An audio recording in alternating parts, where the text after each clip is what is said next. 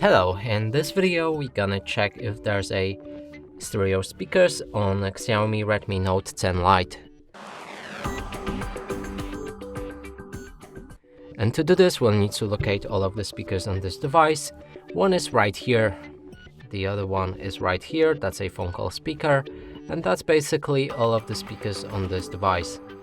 Now to determine if that's a stereo speakers, we'll need to play some music, cover each of these speakers with our fingers. If the sound is coming from both of the sources, that's a stereo speaker. If the sound is coming only from one source, that's a mono speaker. Let's try it out.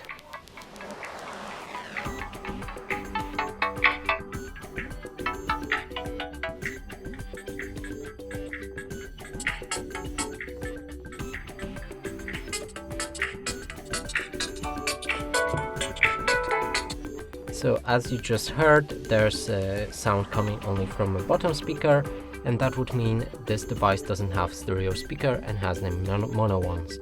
And that's it for this video. Hope you like it. Please consider subscribing to our channel, leave a like and a comment below.